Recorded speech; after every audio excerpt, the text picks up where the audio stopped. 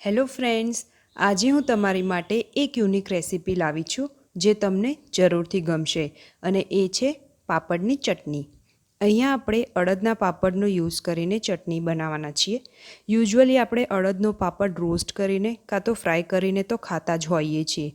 તો આજે આપણે એક નવા જ ટ્વિસ્ટ સાથે ટેસ્ટી અને સ્પાઇસી એવી પાપડની ચટણી બનાવીશું, જે તમે રોટલી, ભાખરી કે પરાઠા જોડે સર્વ કરી શકો છો. આ ચટણી ફક્ત 4 જ ઇન્ગ્રીડિયન્ટ્સના યુઝથી બની જાય છે, એટલે કે ખૂબ જ ઝડપથી પણ બની જશે. તો આ ચટણી બનાવવાની આપણે શરૂઆત કરીએ અને સૌથી પહેલાં 4 ઇન્ગ્રીડિયન્ટ્સ જોઈ લઈએ.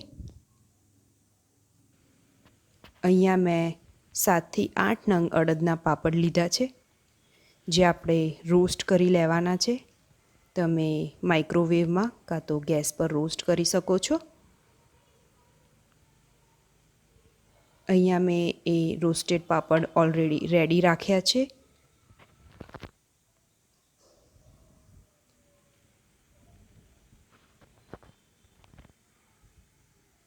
હવે આ પાપડનો આપણે ઝીણો એવો ભૂક્કો રેડી કરી લેવાનો છે.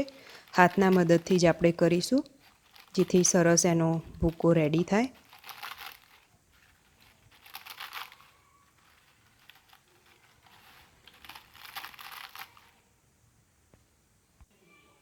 આ રીતનો આપણે અડદના પાપડનો ભૂકો રેડી કરી લઈશું.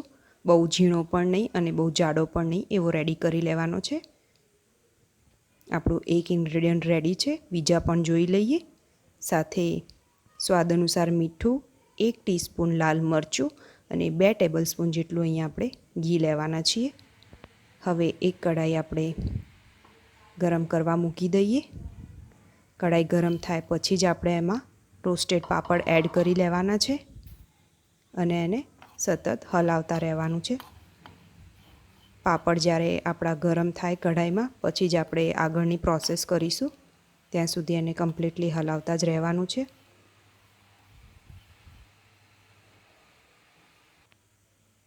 હવે આપણે એમાં ધીમે ધીમે 1 ચમચી જેટલું ઘી ઉમેરતા જઈશું અને મિક્સ કરતા રહીશું. ઘી નાખવાની પ્રોસેસ આપણે વારંવાર કરવાની છે, એટલે કે 2 થી 3 વખત આપણે રિપીટ કરીશું. એકસાથે બધું ઘી એડ નથી કરવાનું. ફરીથી આપણે એમાં 1 ટીસ્પૂન જેટલું ઘી લીધું છે અને પાપડને મિક્સ કરી લઈશું. જ્યાં સુધી પાપડમાં ઘી પ્રોપરલી કોટ ના થાય ત્યાં સુધી આપણે ઘીવાળી પ્રોસેસ કરવાની છે. અહીંયા મેં 3 થી 4 વખત ઘી થોડું થોડું નાખીને પાપડની ચટણી રેડી કરી લીધી છે. હવે આપણે એમાં સિઝનિંગ કરીએ અને સૌથી પહેલાં આપણે એમાં મીઠું ઉમેરીશું.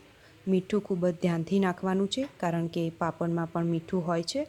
છેલ્લે આપણે લાલ કશ્મીરી મરચું ઉમેરીને બધું જ મિક્સ કરી લઈએ. પ્રોપરલી મરચું ચટણીમાં કોટ થઈ જવું જોઈએ, જેથી સરસ એવો લાલ કલર ચટણીને આવી જાય. અહીંયા આપણે પ્રોપરલી જ બધું મિક્સ કરી લીધું છે અને પાપડની ચટણી આપણી ઓલમોસ્ટ રેડી થઈ ગઈ છે. હવે આપણે ગેસ ઓફ કરી લઈશું અને પાપડની ચટણીને બોલમાં સર્વ કરી લઈએ.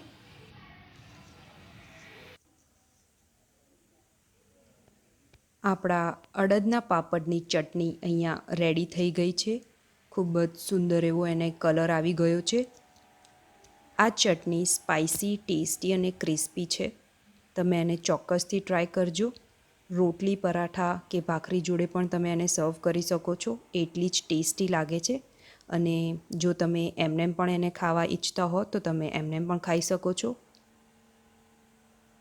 આ પાપડની ચટણીનો ઉપયોગ તમે કોઈ પણ ચાટની રેસીપી ઉપર કરી શકો છો. જેમ કે આપણે સેવ નાખતા હોઈએ છીએ દરેક ચાટના રેસીપીમાં, એ જ રીતે તમે પાપડની ચટણી પણ નાખી શકો છો. તમારા ચાટનો ટેસ્ટ ખૂબ જ વધી જશે. આ રેસીપી તમે ચોક્કસથી ટ્રાય કરો અને જો મારી રેસીપી તમને ગમી હોય તો એને લાઈક અને શેર કરવાનું ભૂલતા નહીં. સાથે સાથે જ મારી ચેનલ મૈતુskitchenને સબસ્ક્રાઈબ કરો અને બેલ આઇકનને પ્રેસ કરવાનું ભૂલતા નહીં, જેથી મારી રેસીપીનો વિડીયો તમને સૌથી પહેલાં મળી રહે.